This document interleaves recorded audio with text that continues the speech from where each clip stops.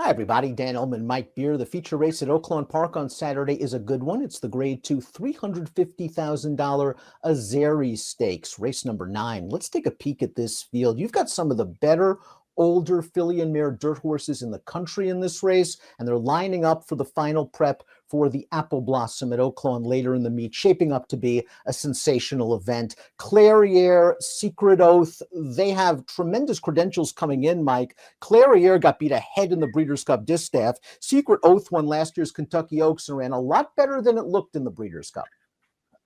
Yeah, I mean, certainly it feels like this field. There are several, newly turned 4-year-olds in here, Dan, who could, continue to get better. But this field is led by Clairiere at this point.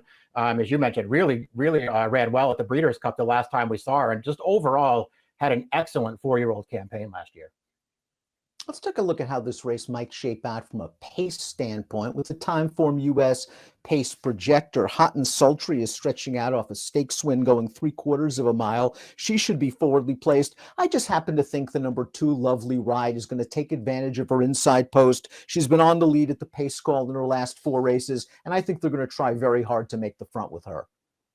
Me too. It seems like they're the 2 horses that will probably go forward in this race. Although the 6 Interstate Daydream, rather the 5 Interstate Daydream could certainly go forward in this race. Dan, I mean, she's got plenty of speed as well. Not only did the number 1 Secret Oath win last year's Kentucky Oaks, but she really blossomed at Oaklawn Park. She seems to like this surface, and she might get the right setup breaking from the rail. She has a really nice push-button acceleration, Mike, and we saw that even in the Breeders' Cup Distaff, a race in which she was sort of forced to move early. She was 4 wide and in between horses on the backstretch. She made the lead outside the 5/16 pole, and she hung on there till pretty late in the game, despite being late to change leads. It was a good effort for Secret Oath. Yeah, ultimately a pretty underrated effort too, Dick. Because I agree with your take on the trip that she pulled in that race. It really wasn't Saez's fault. I mean, he probably could have saved some ground if he wanted to, but they elected to stay in the clear. And unfortunately for them, Nest just got an even worse trip than Secret Oath did, and sort of forced Secret Oath to move early in there. But when she was forced to go, she really went, and she held the lead down to about the 8th pole before she got tired. That was a good performance. She was obviously good on this track early last year. Maybe it's fair to be a little disappointed in the second part of her 3-year-old campaign, Dan, but at the end of the day, she just wasn't good as Nest at that time. She ran really well the last time we saw her, though.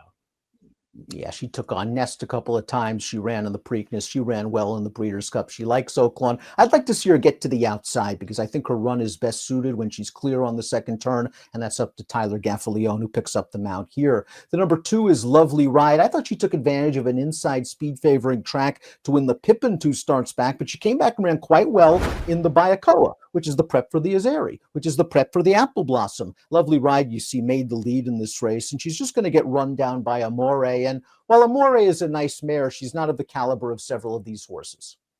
Yeah, that's the main issue with this horse. She runs fine in here. She's in good form right now. Her speed might play in this race too, so there are ways to make a case for her, Dan, but I just don't feel like this race that we're watching right now stacks up all that well with the competition she's going to face on Saturday. Clairiere's banked over $2 million in her career, was second in the Apple Blossom, ran a fine third in the Breeders' Cup Distaff. The race will show you right now. She didn't break great. She ended up settling behind in last, which was okay because this pace was solid and heated up through the middle part. She's going to slip down through towards the inside. She's going to rally, and she's just going to miss by a head. When she shows up, she's the best horse in this race. She's run 5 triple-digit Beyer speed figures in her last 7 starts.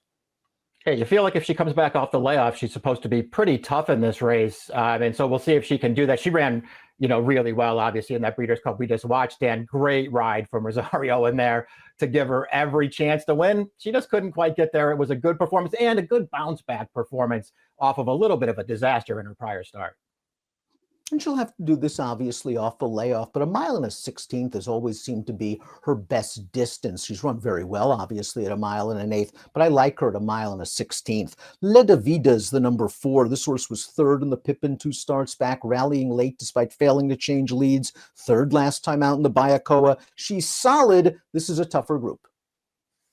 It's a tougher race for her, and she's going to need to pull some kind of a trip here, Dan, to enhance her running style. She just doesn't really have a lot of speed. So there's a real chance that she's last when this field comes into the stretch. She's going to have a lot of horses to pass and a lot of quality horses to pass. The 5 Interstate Daydream was a bit of a late bloomer last year. She looked really good at Oaklawn in her first start off the layoff. They tried Nest in the Ashland. Then they set their sights on more realistic goals, races like the Black Eyed Susan and the Indiana Oaks. And because of those successes, she was odds on in this race, the Catherine Sophia, which was supposed to be the prep for the Cotillion. And Interstate Daydream went to the lead in this race. She was just no match for Green Up, who ran a career race for trainer Todd Pletcher. And Interstate Daydream was put away after this start. So we'll see what we get off the layoff. I think she did show potential. I still think we've yet to see her best. That's certainly probably true, Dan. We'll see how she comes back off the layoff and whether she can start, delivering on some of the promise she showed last year, because she did show some promise. That was, a pretty disappointing race though, the last time we started. And I realized the winner ran a triple-digit buyer winning that race.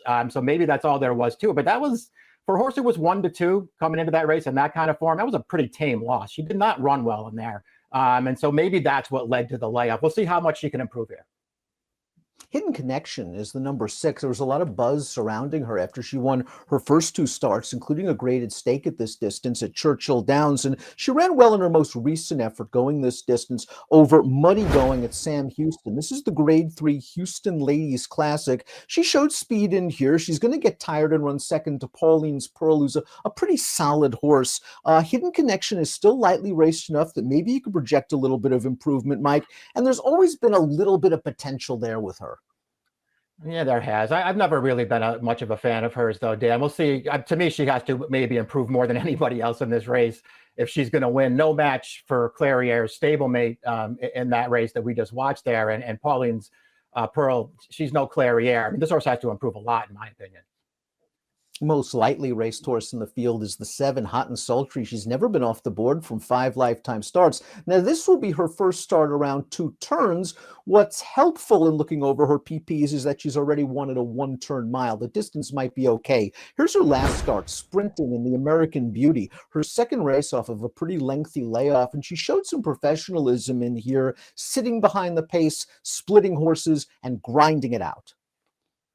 Good performance here. The trip really works out for her, but she gets the job done, and she did it without the lead this time. So I guess that's something to take into consideration going forward. She can rate if she has to.